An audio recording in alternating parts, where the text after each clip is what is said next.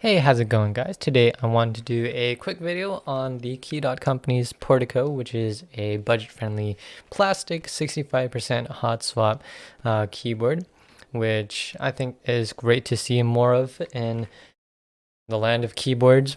But there are some concerns that come along with this board, mainly revolving around the company that created this thing, or I guess kind of designed it. But so far I've been enjoying this keyboard, so gonna go through kind of my build process and kind of speaking on what I like, what I dislike about this board. So anyways, let's get into it.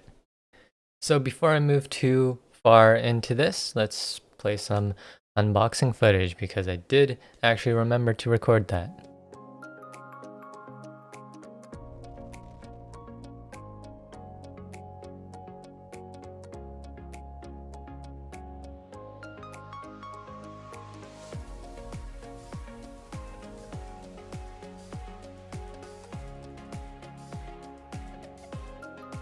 So overall, the build process of this board was pretty painless. It's just a standard 65% keyboard with Kale hot swap sockets that is pretty fully featured. There weren't any real hiccups that came up here and there. The only thing that I might mention, if I'm kind of being pretty picky, is that with the plate and the PCB, with the plate here, PCB here, you do have these standoffs separating the two, and there's a screw on either end securing the plate to the PCB with that standoff in between. And that I wasn't aware of that that's how the assembly was put together. And it freaked me out when I first put together the board because you have to disassemble it first, as it does come kind of put together even though you have to put in your stabs. And I thought I lost some of the standoffs or the screws, which I did end up doing regardless. And they do include some extras, but they don't include a full extra set, which I'd be very concerned if you're needing to use a full extra set. Like, that's a whole other issue. But I only needed one extra, which was in the bags included. So no real concerns there. Just something I noticed and kind of freaked me out a little bit. Apart from that, I do think that this board is overall pretty good. It is gasket mounted, which you should be able to see there. It'll focus. Yeah, so you can see the gasket material on the top and the bottom. I am a little concerned as to how much benefit I am getting from that gasket mount, because when this board is put together properly, the bottom gasket material, as you saw, is pretty compressed, so there isn't really much additional room to compress. You might get an extra like ½ millimeter of movement, which is all I'm getting in this, which kind of sucks, but I mean, the keyboard still works and it's still a pretty soft typing experience overall, so it's doing some of its job, but I feel like I kind of want a little bit more, especially since it looks like there is quite a bit of space in there. So I don't know, maybe some adjustments to an R2, because the top gasket doesn't really do much. So that might be something to think about if there is another run at some point. Apart from that, I do really like this board. One thing to note as well is that it is center mounted USB, which I personally don't really mind. I do prefer left mounted, but there are keyboards with right side USBs. I think the NK65 has that on the right, which I personally don't really like. So I'm glad that they at least did center and not on the right, but the left side would be my preferred placement of the USB port. So just trying to keep this video short here, my overall thoughts on the board is that it's a really good value. You get a lot for the money. So just for some reference there, the kit itself is 119 American dollars. At least this one is. I'm not sure if they do make a round to if the price will increase or decrease. But I think $119 is more than fair for what you get, because you're getting a case, C3 stabs, the kit itself, which includes case, plate, PCB and the dampening materials, which is pretty huge in my opinion. You get a cable, which I personally wouldn't use, and some extras here and there. But I think the inclusion of the case is really big because you do oftentimes see keyboard cases going for say 40 bucks, 40, 50 bucks. And to get that in a board that's 120 American dollars is pretty nuts. And you also get C3 steps, which in Canada at least they cost around 20 bucks Canadian, 20, 23 bucks, somewhere around there.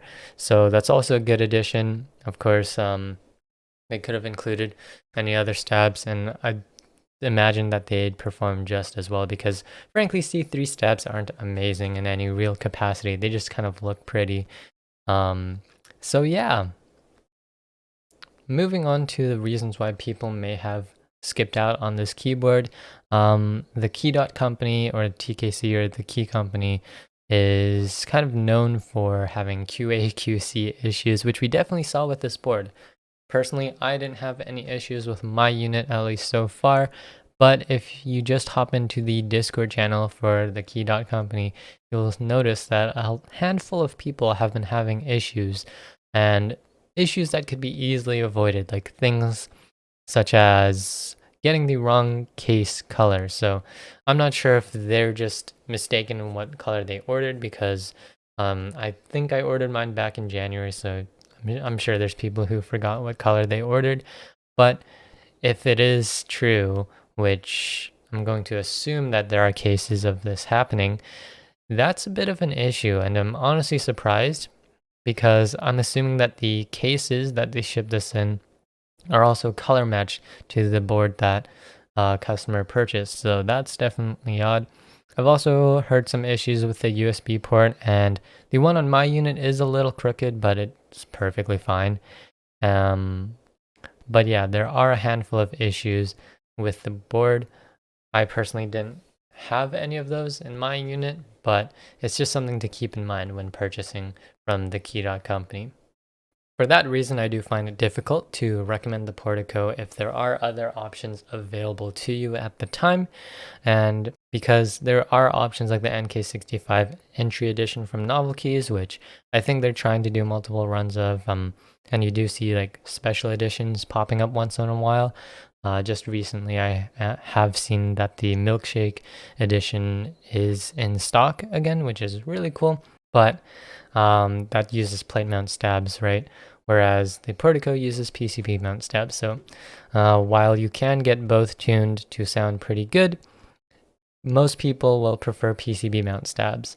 Apart from that, there are other options like the KBD 67 Lite Mark II and the Iki Aurora 68. That's hard to say, and I'm sure more keyboards like this will pop up as we move forward because it's a very easy to adapt to layout, because a lot of people really like having their arrow keys, and it's plastic, so it's affordable, and I really like the plastic aesthetic actually. So you can still get these in like a smoke black, or I have seen a few white options for keyboards in this kind of category, but it's always nice to have a little splash of color here and there, in my opinion, because frankly, I think black keyboards, white keyboards start to get a little boring after a while. So yeah.